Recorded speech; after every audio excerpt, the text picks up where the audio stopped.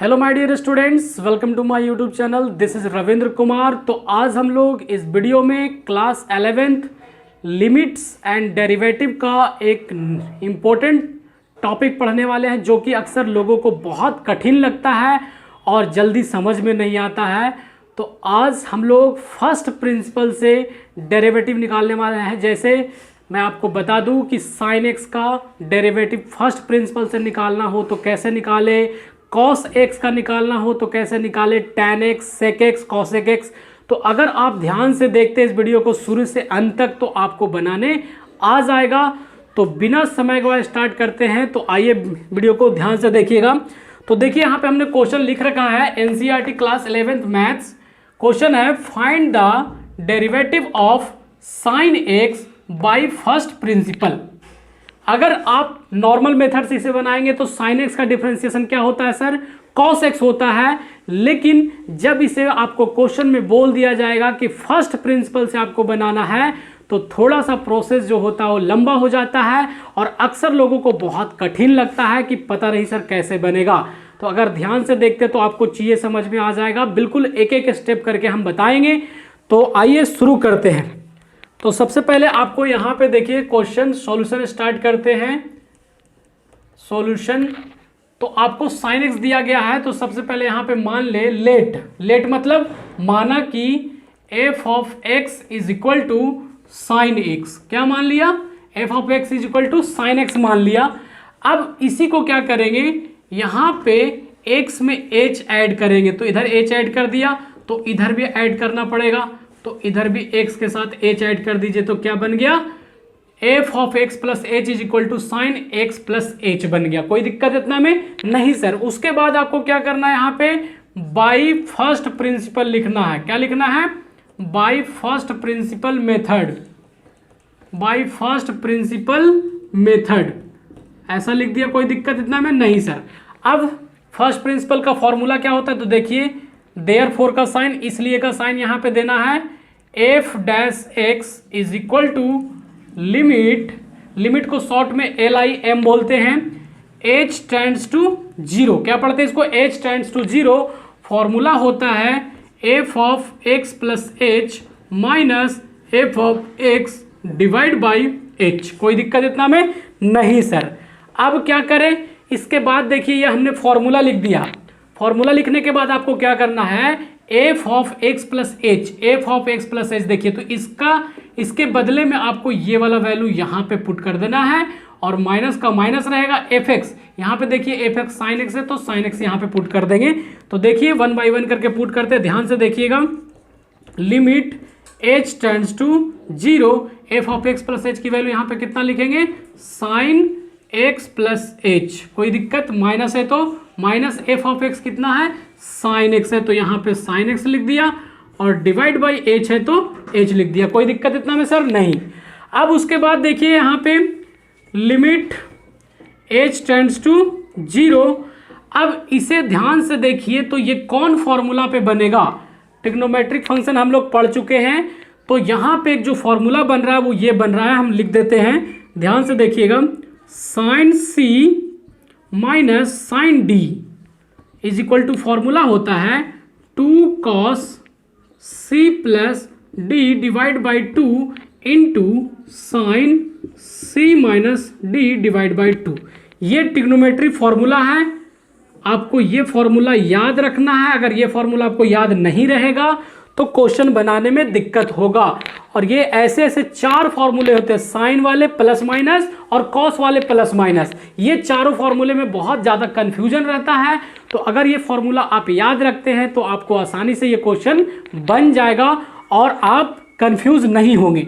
तो इसी फॉर्मूला पे हम क्या करेंगे, इस आगे के सॉल्यूशन को सॉल्व करेंगे। तो यदि आप आगे देखते हैं ध्यान से तो आपसे बनने लगेगा।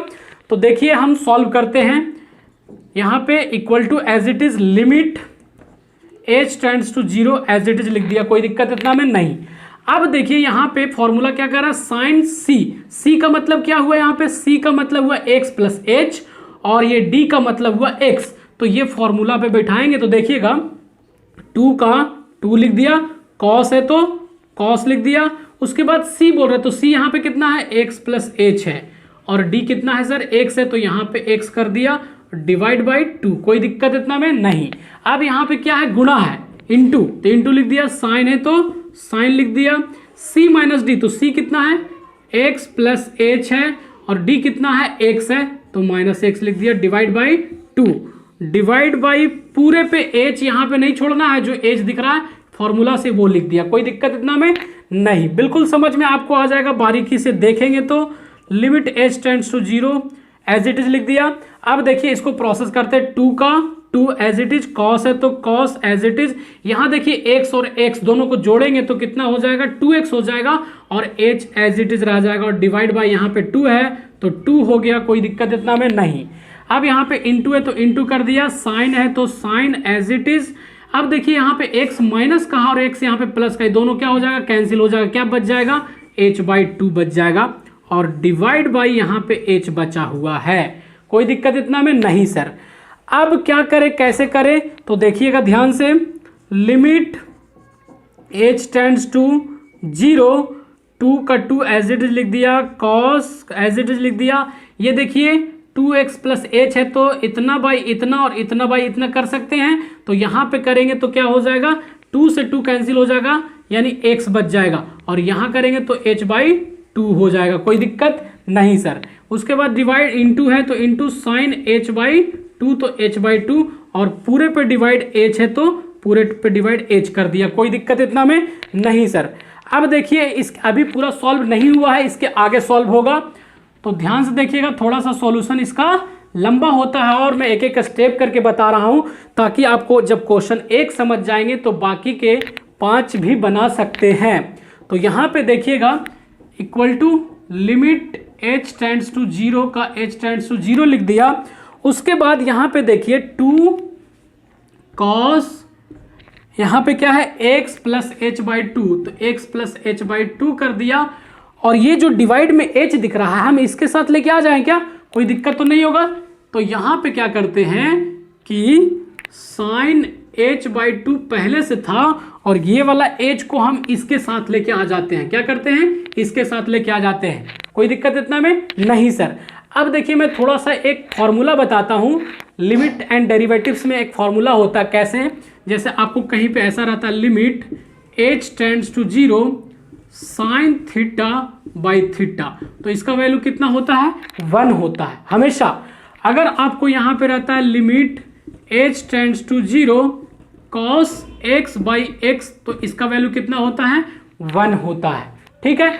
तो कहने का मतलब ये हुआ कि अगर लिमिट में h टेंड्स टू 0 है और कोई फंक्शन यहाँ पे उसका जो एंगल में होता है वो अगर ऊपर नीचे दोनों सेम है, यहाँ भी सेम है, यहाँ थीटा रह सकता है, फाई रह सकता है, h बाई 2 रह सकता है, तो उसका वैल्यू हमेशा 1 मिलता है। तो हम ये फॉर्मूला आपको इसलिए बता रहे हैं कि यहाँ भी कुछ इसी तरह से होने वाला है, तो अगर अचानक से बता देंगे तो शायद आपको समझ में नहीं आएगा। तो अब क्या करते हैं कि देखिए, अगर यहाँ पे साइन h बाई 2 है और यहाँ h है, तो अगर यहाँ पे बाई में 2 लगा दे तो इसका वैल्यू 1 हो सकता है थोड़ी देर के लिए।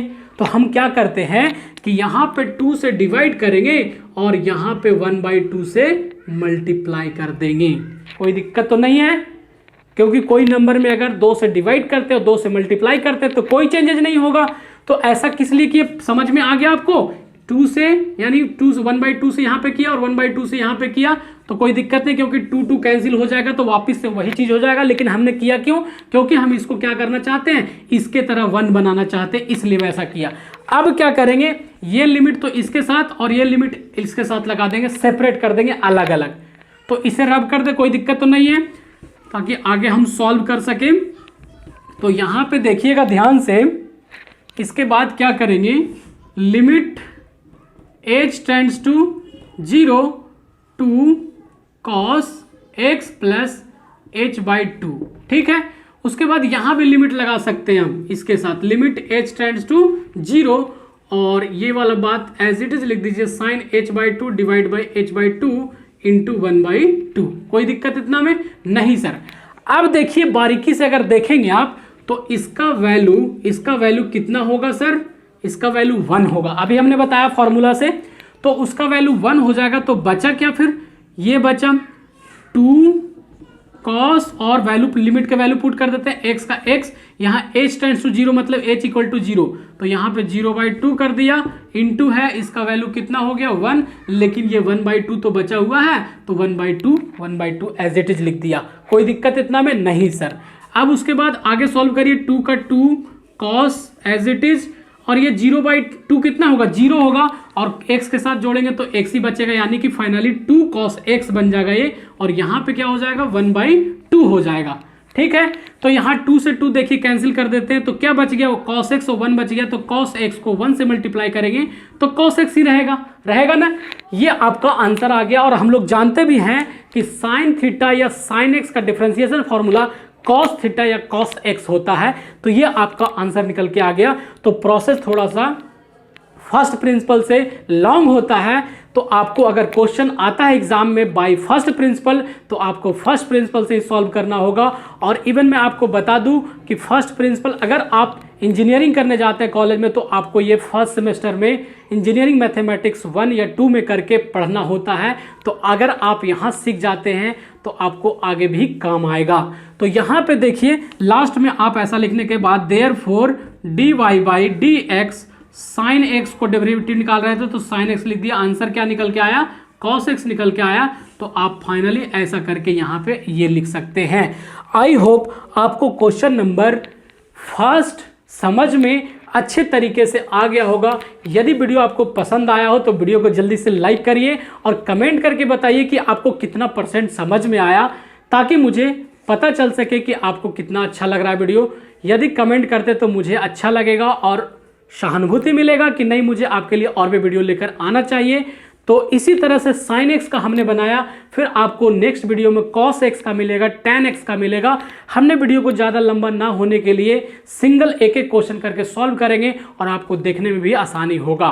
तो चलिए फिर मिलते हैं नए वीडियो के साथ।